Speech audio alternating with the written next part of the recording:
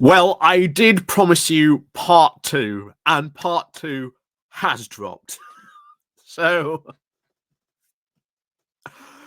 so for those of you who didn't watch the last, of course, video, it is pretty long, but we had a brand new entry in what I thought by that point had been a pretty dried up well. And of course, that is the why we lost well from the Conservatives. Classic, classic stuff to feed on there. And of course, it went exactly like I very much predicted. It was, oh, we lost because of, we weren't conservative enough. So, you know, it is the most in vogue argument, to be honest, in the Conservative Party. They still don't really understand why they lost or how they lost or, why, for example, they've lost a lot of votes not to reform, but to like the Lib Dems.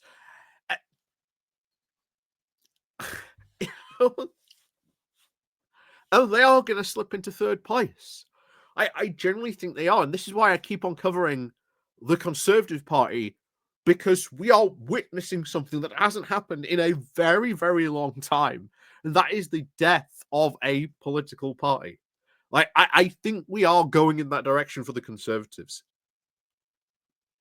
And it is something that doesn't happen every day in our political system, in our politics.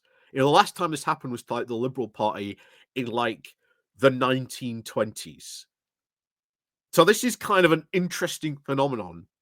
Like I say, hey, it's my channel. I cover what I like. But hey, we're going to cover this today because I think this is kind of interesting because after, of course, he wrongly, I would say, identifies the reasons why the Conservatives lost, Jack's new foray to the lessons that the party needs to learn. Well, now we need to cast our eyes beyond our shores to see what lessons we can learn from other Conservative parties abroad. So let's have a look at these lessons. And are they actually worth learning for the UK Conservative Party? Who knows? Who knows? But so let's go digging on into this then, shall we? But before we begin, of course, as always, there are links to my Patreon page, the World of Donation link called Buy Me Coffee, the YouTube thank you button, and of course, as always, there is the Pony Club down below as well. So, as always, let's crack on then into this, and thank you very much for everyone who does help support the channel. So, let's crack on once again.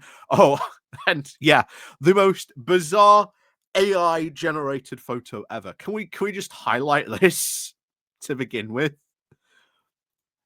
The sheer uncanny valley of all those people staring at you with bizarrely very similar haircuts.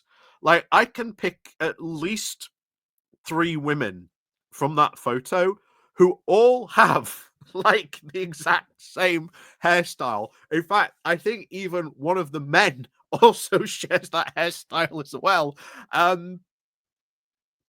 Kind of weird.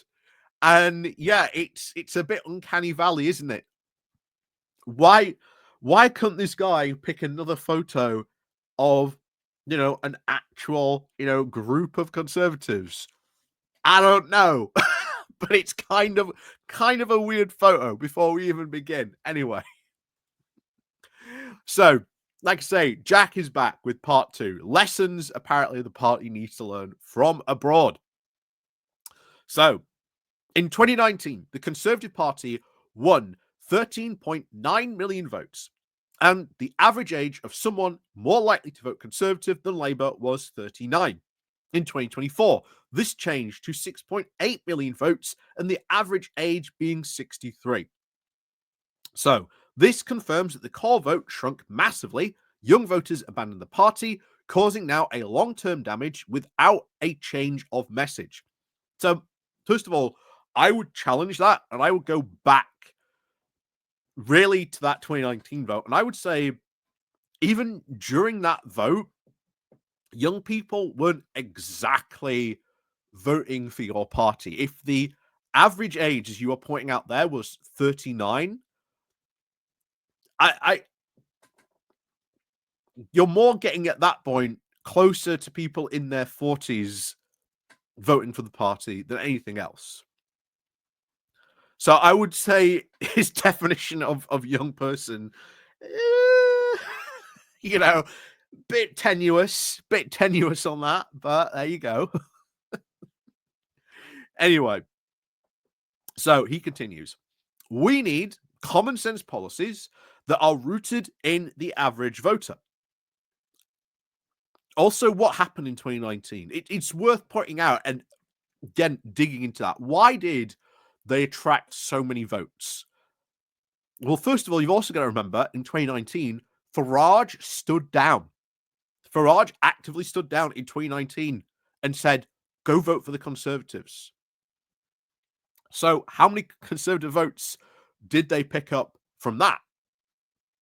Probably quite a lot.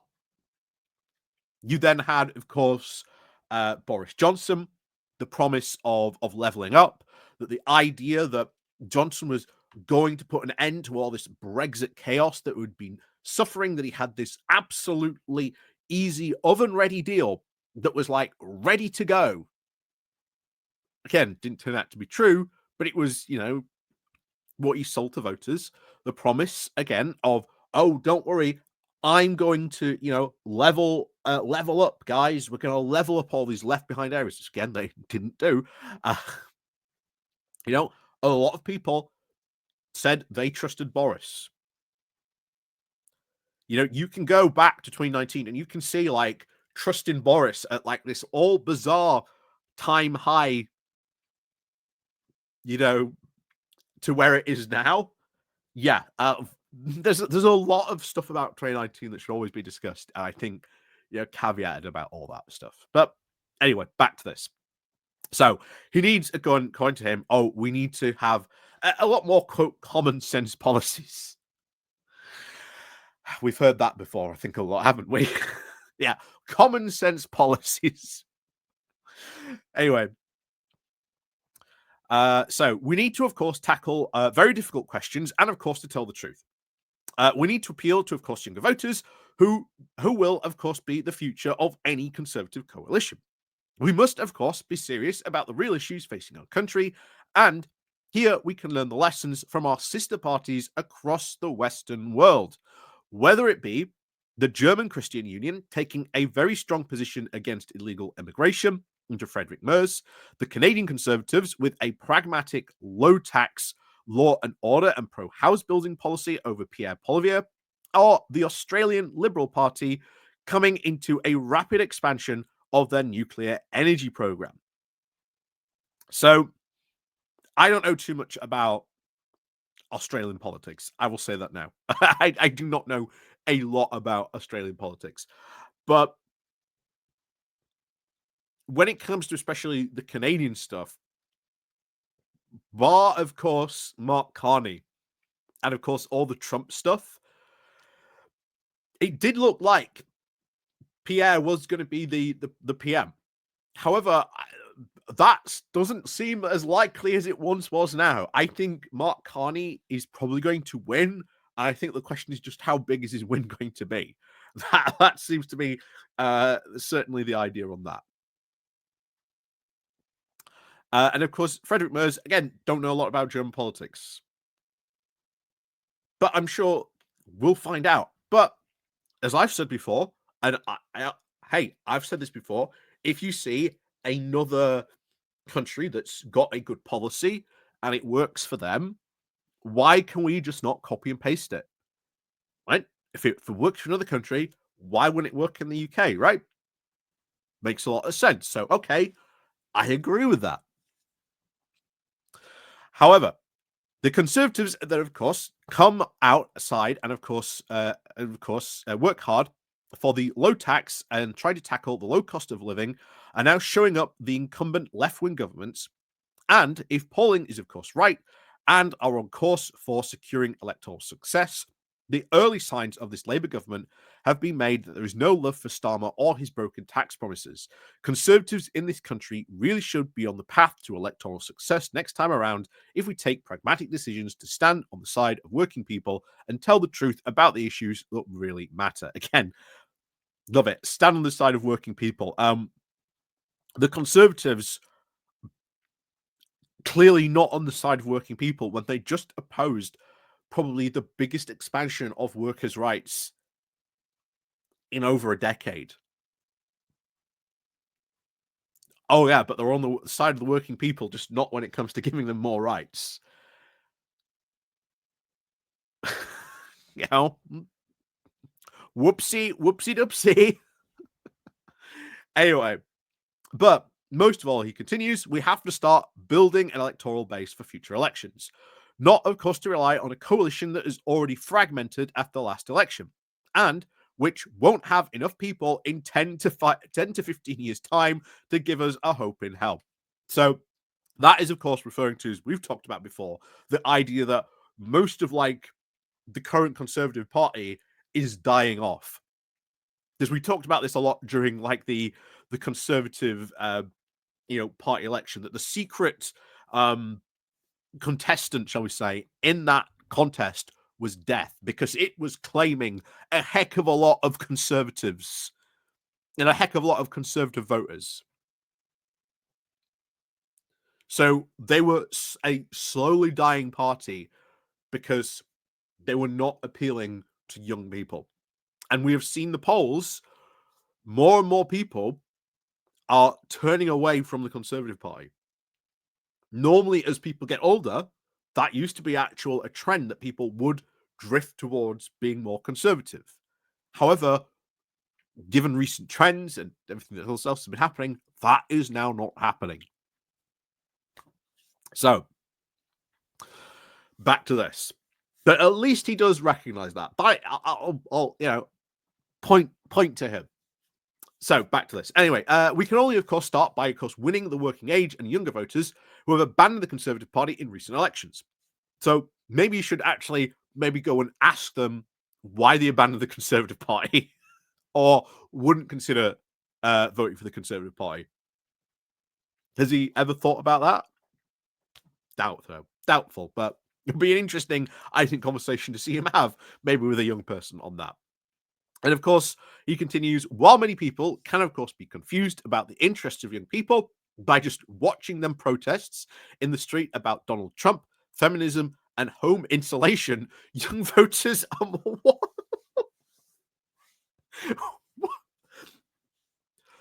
Oh, hark, a young person protesting in the street about Donald Trump, feminism, and home insulation. I am confused. What? What?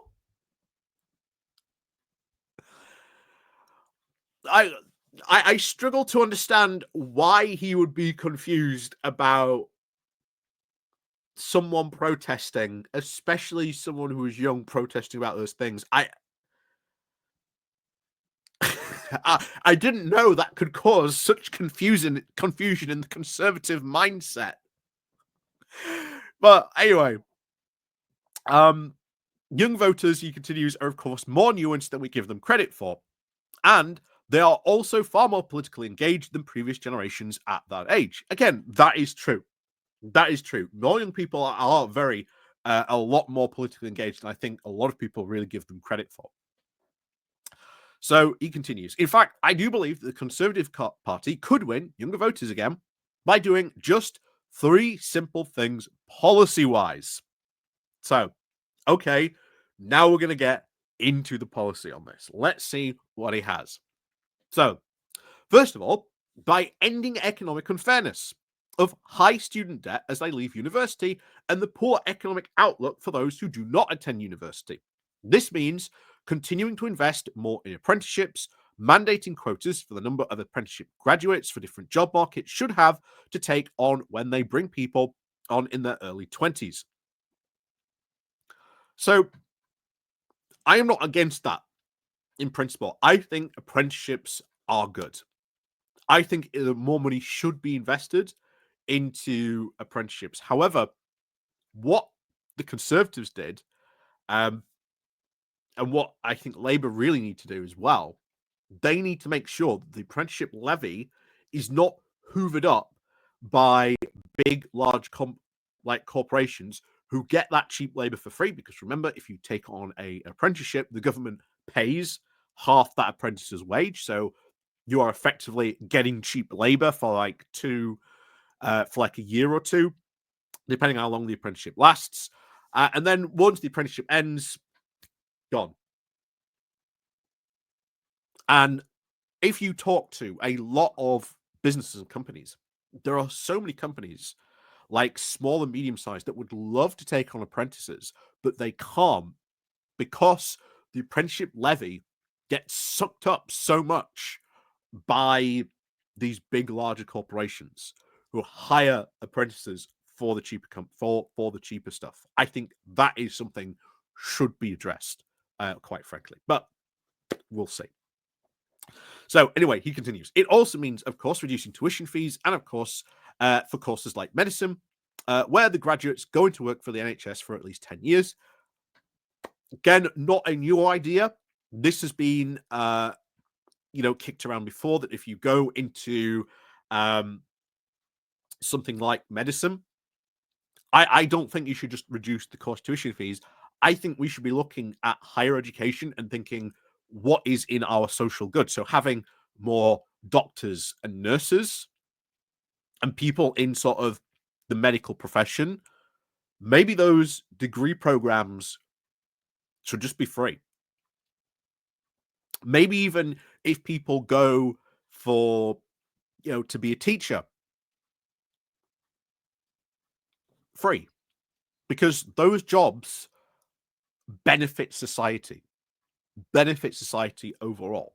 And I think those degrees, if they work in the NHS for 10 years, or a teacher maybe for 10 years, no student debt. And maybe you don't even have to pay off any student debt at all. But that's just my wacky idea that I have there. But there you go. So this way, it would, of course, help reduce the need for immigration, increase employment, and of course, make universities far more affordable, all in one go.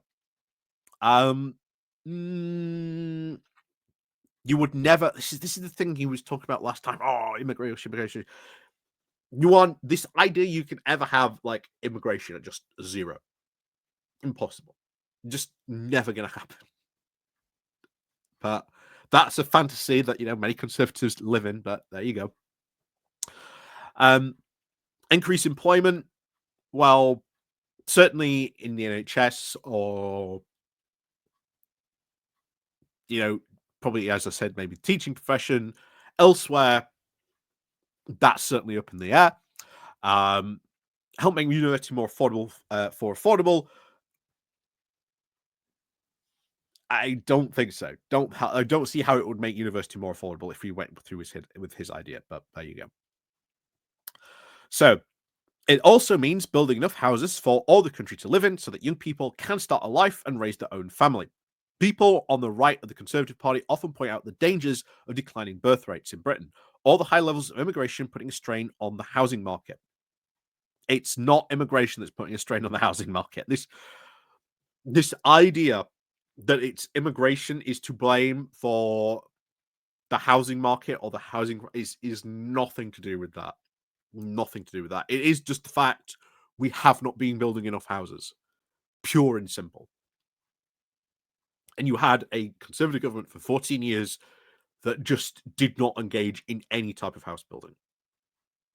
And not just that government, but even the last Labour government towards the end, they knew that this was going to be a upcoming problem. But it was the Conservatives that really sort of ended up, with it as a problem, and they did nothing about it. They'll say, "Oh, but we built X amount of houses." But again, as I always say, when you look at this, when you look at the housing stuff, it's not the right type of housing that gets built. It's not the right type of housing that gets built. And as a result, you are where you are. Also, if you are really going to take on like living in that, you need to take on landlords. You need to take on landlords. And as we saw from 14 years of Conservative government, they weren't exactly that enthusiastic about taking on landlords. But there you go. So good luck to see when he tries and advocates for that. So he continues, they are right about both of these things. No, they're not. We just said why. We do not need to increase our birth rate and decrease. We do need to increase our birth rate and decrease our immigration rate, but we can't do that. But we can't do that unless we build enough homes to deal with the backlog of the supply and demand of people already living in this country. Um, I would love to know what his policy is about increasing birth rates, but that's just weird. Um, but this doesn't have to be a nanny state policy. We can financially incentivize councils to build enough to meet their demands if we want extra investment from government, as Poilievre is currently proposing with the Canadian Conservative platform. We can do it, unlike Labour, without playing politics and increasing targets in cities as well. So here's the thing. Cities in particular, London, that's where he's aiming at. London is one of the most densified cities in the UK. Like, to grow London, you have to grow outwards. But every time Sadiq Khan tries to do that, the Conservatives on the London Council go absolutely haywire and block everything. They go into an absolute NIMBY lockdown. Because there are areas outside of London where you could build new parts of London. New, give it infrastructure, give it all the stuff we need. You could do that. But they always fight back and push against that. Because it is not what they want. Because it is not the right type of housing they want to build. But you go to the Poilievre one. Why do you even have to financially incentivize councils to build to meet their demands? Just say, hey, this is the housing target. We would like you to meet that target. What's wrong with saying, hey, councils, we'd like you to do this? At that point, surely then is the council job to facilitate that. Maybe if they need to ask, the government for money to build that, sure, fine. I can agree with the council maybe asking for the central government to give them more funds so they can do a housing program, etc. But why give them just a financial incentive?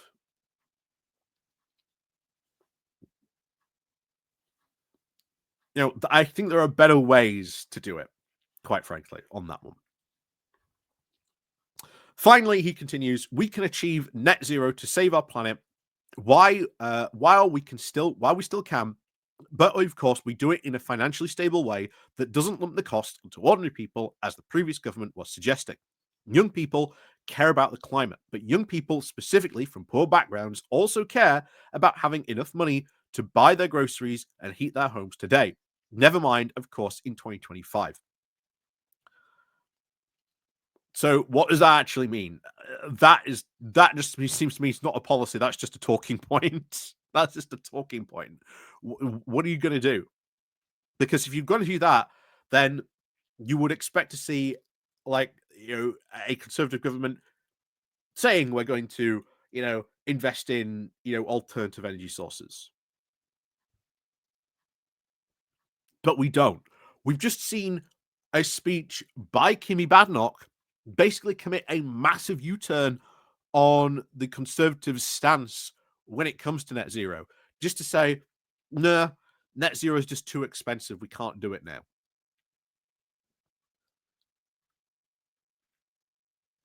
Your government was in charge 14 years ago.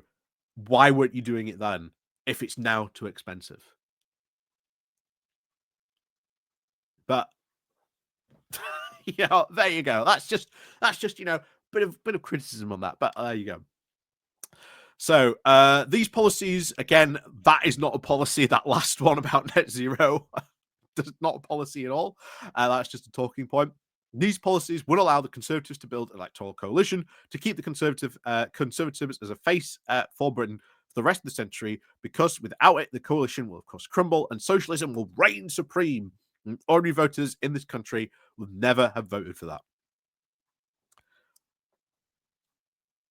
What if, dare I say, socialism works, my friend?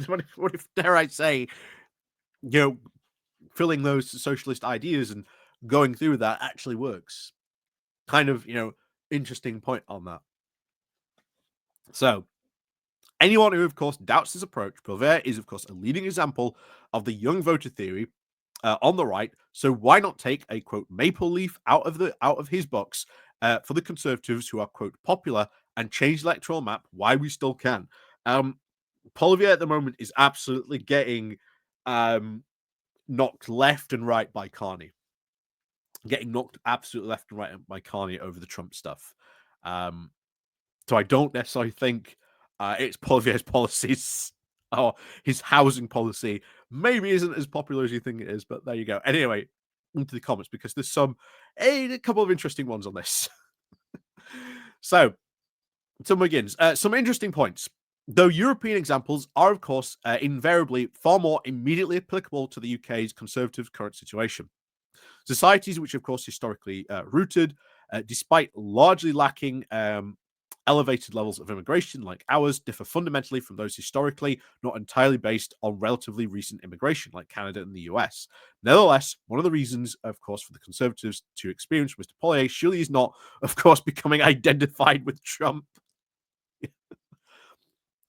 Poilievre's Conservatives do have some good ideas, but are now only neck and neck with Carney's Liberals. Like I say, I think Carney's going to win. I think it's just a question of by how much. Then someone brings up a point. The picture at the start of this article looks nothing like a group of modern conservatives, most of whom are well over the age of 60. Ken, very true. Someone else says here, sadly, this is pretty desperate stuff. I would agree. Not desperate. Well, yes. I don't know. Actually, no. I would no. I'll change my mind. Some of it is pretty desperate. The net zero stuff, I wouldn't say if that's even a policy. Where was it? So the net zero stuff, not a policy. It's just a talking point. Your thing about education, giving away, tuition fees, and things like that. Maybe it could work, but needs far more meat on the bone. And then, of course, would your fellow Conservatives agree to that? I don't somehow think they would. And again, the house building one, I disagree with that. Why? If councils cannot build homes now and haven't been meeting house targets, why then, if there suddenly is a financial incentive, is they suddenly going to meet that house building target? But there you go. So, back to this. Sadly, of course, sadly, of course, this is pretty desperate stuff. A political party with no idea what it stands for, but without a recent track record for an utterly disastrous government, a track record of now having wrecked the economy, wreaking social cohesion, wrecking our economy, our energy system, and of course, wrecked our ability to, of course, defend ourselves, wrecked our health system, wrecked the nation's national mental health, all of which normalized a big state, high taxes, authoritarian government, and socialism. Again, rather than get ideas from Australia, I'd really recommend we took our cue from Atlantis. Not 100% agree with everything he says there. Again, although I do like, he does say, I think normalized big state and higher taxes. He is right about that. You look at what Conservatives want. They want more public services. That needs a big state to do that. That means you need taxes to do that. This is why I think Reeves, fundamentally, they're going to hit a wall and go, right, we have to do something different. Because here's the thing, newsflash, austerity did not work for 14 years of the Conservatives. Why do you think it's suddenly going to work under the you guys? But there you go. Anyway, Someone else brings up an idea here, a fourth idea, but which should really come first, is of course admitting that Brexit has been a disaster, as Lord Sugar recently said, and of course campaign to rejoin the EU as a top priority for a new Conservative government. I know this will get a zillion downvotes from the reformistas, but since they downvote plain statements of fact, you know, there you go. So again, Brexit, sooner or later, there will come a reckoning in the Conservative Party, you know, and it starts with a very simple question: has Brexit been a good or bad idea? We are 5 years now. If you think 2020 was when Brexit officially happened, we are in 2025 now. Has it been an economic good for this country? No. And the further we get away, the more that becomes louder. The more that even the general public is going, yeah, Brexit actually wasn't that good. You know. Then, of course, the fast one. Mr. Barwell proposes centrists, even very soft left solutions to the current issues, of course, housing and education. Like I say, oh, this is why like these ideas, like this guy here, is out of line with the current Conservative Party. If he's presenting these centrist, soft left, even solutions, as he claims, this guy, I don't think he even realizes it. The Conservative Party has left him behind. it ain't interested in listening to people like him. It is going ever more rightwards on that. They make, of course, sense to the even non-retired, even quote shock regulation for the uptake of apprentices in the job market, much of which is suggested will be in the much should be, of course, in the sights now of the current centrist government. So I think that's all of them. Yeah. So even though this was flagged as lessons to learn from abroad, he hasn't really highlighted too many things. I mean, he said about Germany, oh, you've got a strong position against illegal immigration. The Conservatives had a very strong position on illegal immigration, that they were going to deport people to Rwanda, but they still lost. Just a idea there. So it really doesn't seem to be that. The Canadian stuff, like I say, Pierre Poilievre is getting absolutely knocked left and right by Mark Carney. So we'll see how that goes. And of course, Australia, I don't know a lot about their politics. Rapid expansion of nuclear energy program. Sure. I've said this before. Nuclear is sort of the in-between stuff and should be, I think, pursued as we make our transition to more net zero stuff. I think nuclear energy could be that in-between transition stuff. I know a lot of people disagree with me on that, and that's fine. But I think nuclear energy is that in-between. That is what we should, I think, in a way, be looking at as well. But like I say, as always, let me know on this. Yeah. Not really too many lessons I say you could learn from abroad. Not only that, his 3 policy statements, he puts forward, 2 are ideas, shall we say, and 1 is just a statement. A statement. It's not a policy. It's not a policy on that. But so 2 out of 3. It's not bad, but let me know what you think. Anyway, it was kind of interesting seeing that type of thing. I was hoping for a bit more. If I'm honest, I was hoping he would go to Argentina and talk about Milei, but I was even hoping he might even talk about Donald Trump. But hi, maybe he has learned a lesson, as they say, from associating a bit too much with Donald Trump. But as always, let me know what you think down below, as always, and of course, as always, we'll see you all next time.